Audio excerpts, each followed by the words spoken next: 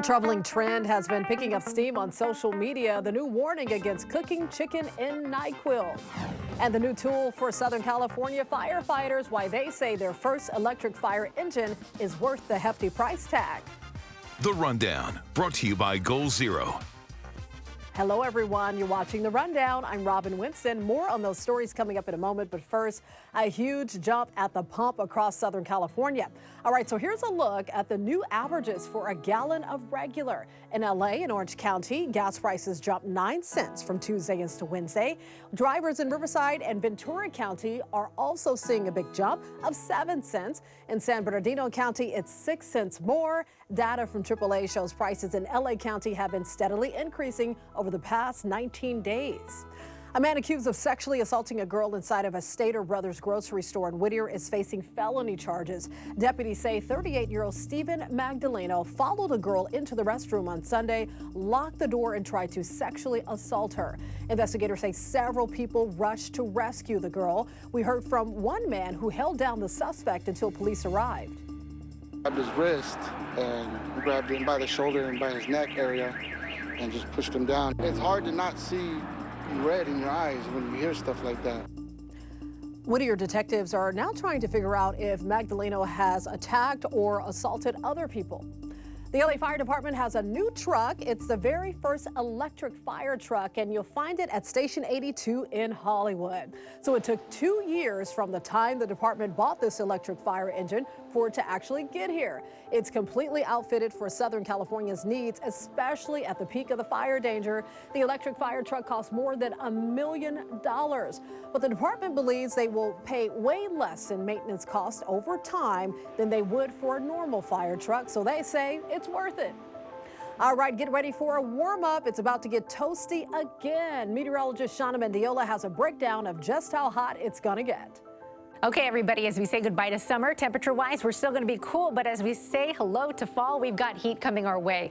Area of low pressure that's been in our forecast for the last few days is now going to make an exit and head towards the northeast, allowing a ridge of high pressure right behind it to take over. This is going to get parked over our area for the next few days, giving us the warmer weather, the sunshine, and summer-like heat. So your 7-day forecast shows that we've got temperatures in the 70s for today, 80s as we head to fall tomorrow in LA, and then we climb to the 90s as we head to next week as that ridge of high pressure really takes control. If it's in the 90s in LA, inland we'll be seeing some triple digits. We'll be following that summer-like heat as we head to next week.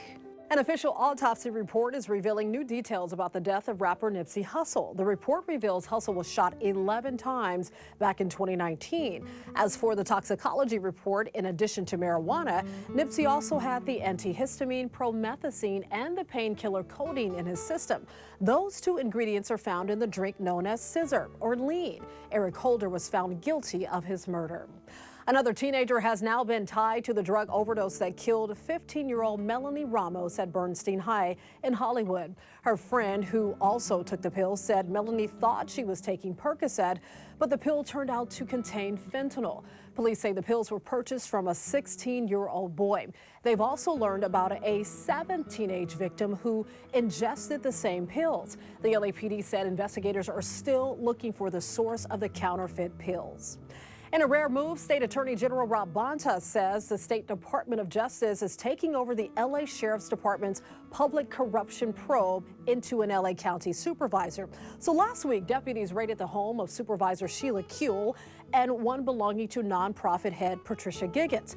Giggins is also a member of the Sheriff's Civilian Oversight Commission and a close friend of Kuehl's. Well, the search warrant for the raids indicate investigators were looking into whether Kuehl improperly influenced a contract between LA Metro and Giggins' nonprofit called Peace Over Violence. Sheriff Alex Villanueva says he already recused himself from the case, but now he and his department are no longer involved in any way. Kuehl and Giggins have been vocal critics of the sheriff and call the raids retaliation. I'm a power blackout, and I'm going to put you in the dark. What is that? It's the Yeti 3000X solar generator, a home backup system from Goal Zero. Take that blackout.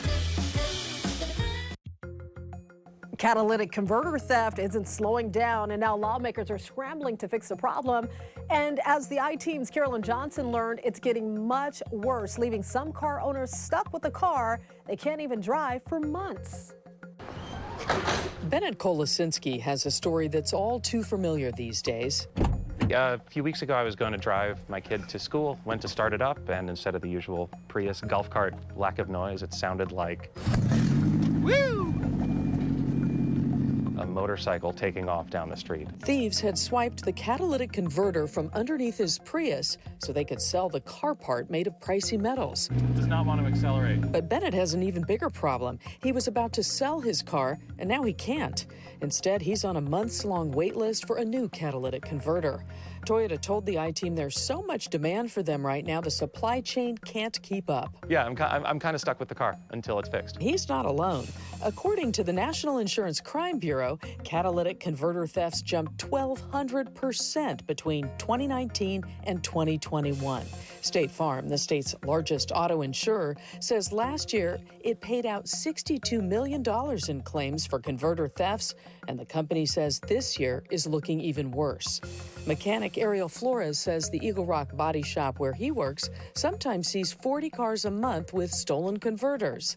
He thinks thieves are pocketing up to $1,000 a pop. So you do 2 of those, 3 of those a night. I don't know anybody else right now at this point that does about $3,000 a day, tax-free. I think now the crooks have realized it's easy money. It's more profitable than dealing drugs, and there's a lot less risk involved. The industry is scrambling to fix the problem.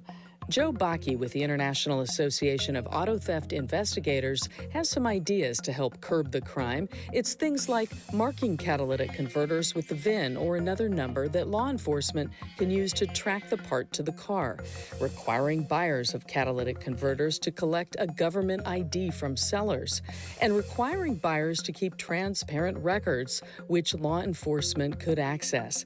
Finally, jail time and fines for any buyer or seller who doesn't comply. Once they realize that they might be the subject to a criminal prosecution or civil fines and penalties, I expect that they will change their business practices, and that'll probably create the biggest chilling effect on this problem that we can have. There's now proposed legislation at both the federal and state level that contains some of Bakke's suggestions. But until something passes, people like Bennett will keep taking the hit. It's just doing nothing in my driveway for some time now. While thieves continue to pocket the money. Carolyn Johnson, NBC4 News. The FDA is warning people not to try a trend on TikTok that involves cooking chicken in NyQuil. Video of people cooking chicken in the cough and cold medicine have been making the rounds. Many have been taken down. While the FDA says it's possible to cook chicken in any liquid, boiling medication can actually create dangerous vapors. They say you can inhale high levels of the drugs without knowing it. TikTok has blocked the hashtag NyQuilChicken. Well, some Stranger Things super fans have pulled off what might be one of the best Halloween decorations of all time. So the display they put up outside their home even caught the eye of the show's streaming home, Netflix, on social media. Check it out. Kind of spooky, right? You might recognize the scene from the most recent season of the hit show. So it replicates Max levitating above her brother's grave as she waged a battle of minds against the villain, Vecna. As for how they pulled it off, well, the couple Aubrey and Dave Appel won't give all their secrets away. They're not telling us too much, but they do say Max is made of a material very similar to pool noodles, so she's not very heavy at all. I can't imagine just driving down the street or even in the middle of the night and seeing that. I would freak out. I'd probably run off the road. You can always get news and weather updates on the NBCLA app and our website, NBCLA.com. And be sure to tune into Today in LA on NBC4 weekdays from 4 to 7 a.m. I'll be helping you get around with the traffic reports throughout the morning. I'll see you next time on The Rundown.